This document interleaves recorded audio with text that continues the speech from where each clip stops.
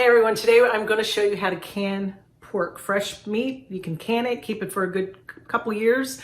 The longer you keep it, it might lose its taste a little bit, but it's still good. I did do a video earlier this year for canning chicken, and I've got that video up here. It's basically the exact same process. So I will do this step by step, but I'm also going to share the link that I followed so that you can go to that site and just have that written down for you because it's a lot easier. But I would allow about 3 hours from beginning to end, especially if you're new. One of the things I did notice, this is was my first attempt with pork. I have canned a lot of chicken. And when I got to the end, I made a huge mistake. So I'm going to share that with you at the end. I'll never do it again. So watch the process, do as I say, but then at the end, I'll show you what I did to modify, and I should not have done it. And it actually caused the liquid to be lower. You see that picture on the thumbnail, and I will show you how not to do that. All right, let's get started. Make sure you buy the pork when it's on sale. Right now it's on sale for $1.79 a pound. I hope that's not real cheap by the time you read this, but I just bought enough to can at least 15 quarts. And I buy 15 pounds to do 7 quarts. It's probably a little bit too much, but I know I have enough. And then what I do is I just cut them up into like pork chops. And then each pork chop I'll cut into 4 pieces, and you can see those here. And I just start putting them into a bowl. So I cut all my meat first.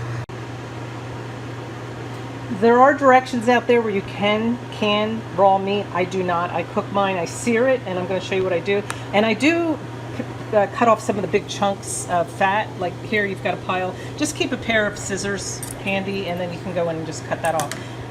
If you prefer to cut it all off, that's fine. I like a little bit in there to give it a little bit of flavor. Again, it's a preference. Now, while you're cooking, you might cook dinner at the same time. I've got some fresh steamed broccoli going, and I'll show you my pork chops that I just made. These are honey garlic pork chops. I baked them in the oven. You can put them on the grill. I've got the recipe below. They came out, they're really good. I've made them before. But I cut these 4 off of a 5-pound pork.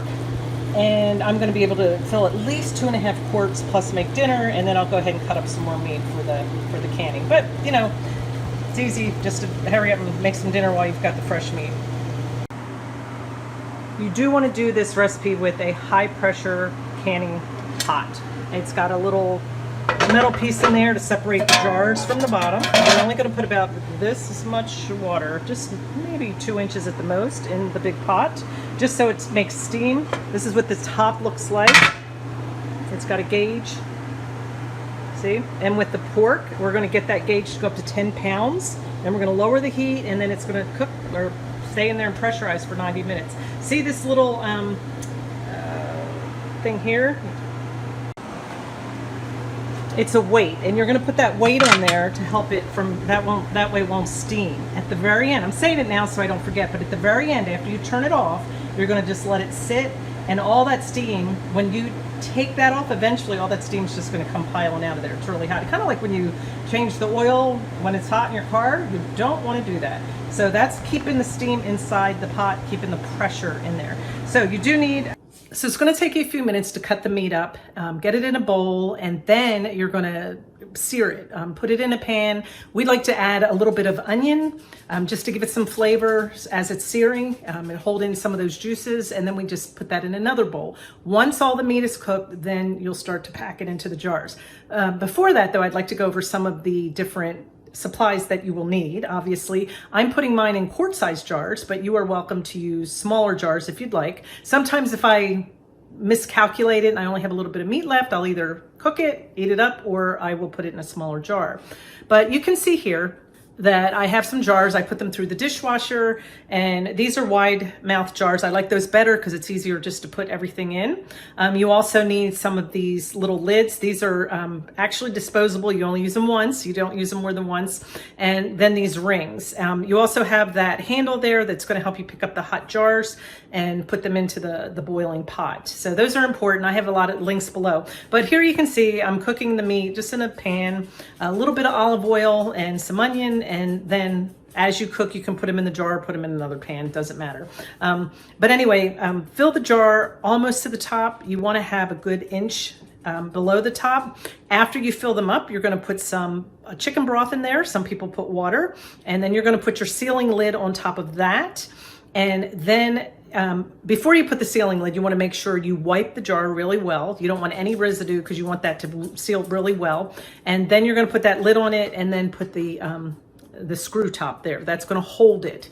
It is not necessary to keep it there after you get it out, but it's definitely necessary when you put it in the pot. And then you're going to pick them all up, put them into the pressurized pot where you've been boiling water and getting that ready. You're going to wait a few minutes for a while to get that to where steam starts coming out. Then you want to put that lid on it, that little weight that I showed you earlier, and then get it to 10 pounds. Once it says 10 pounds on the gauge, then you're going to let it cook for 90 minutes. It has to stay at roughly 10. You can't let it go all the way up to 20 and then keep bringing it up and down. So you do have to watch it. It's not something that you walk away from. Now, when I took my jars out, you can see them lined up here, that the different levels of liquid in each of them are different, and this is what I did wrong. What you need to do, once you hit 90 minutes, the timer goes off, you've had them in there, they've been cooking or pressurizing, then you want to turn off your flame and walk away. This is when you walk away. I went and did 2 batches, and the second batch, it was getting really late, and I'm like, oh, I'm tired, I want to go to bed. So I started releasing the steam. I thought I would be smart ass, right? Just start releasing the steam, rush the process so I can get to bed. Well, what happened was, when you do that, when you mess with it and not follow the directions, the steam, the pressure, it was just taking the steam out of the jars and the liquid. So do not do that. Leave it alone. After the 90 minutes, just let it sit, and it will come down and depressurize on its own. And then when it's done, you're going to open it all up and then set them out on the counter and then let them sit overnight. And you're going to even hear them popping as they seal.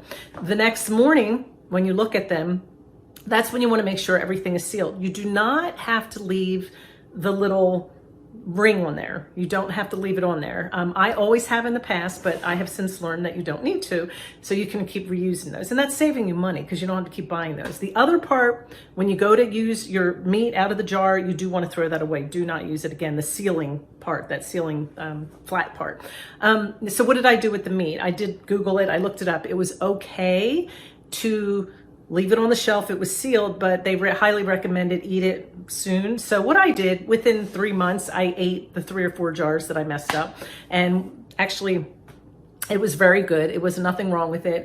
If you happen to have a jar that doesn't seal, do not put it in your pantry, put it in the refrigerator, and you can then eat that within the next few days as well.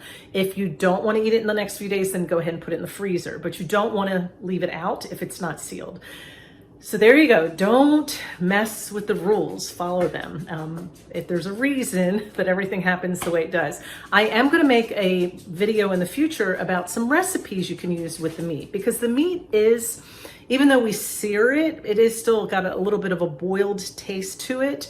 So I'm going to tell you some recipes that I've tried. I'm going to make a video for both the chicken and the pork and give you some of those. So for now, if you've never done it, go ahead and can your pork, can your chicken, put it in your pantry, and be watching for videos for some recipes. I've been collecting them for you so that you have some meals that you can make with them. So, all right, give me a thumbs up and make sure you subscribe to my channel, and thank you for watching, and you have a blessed day.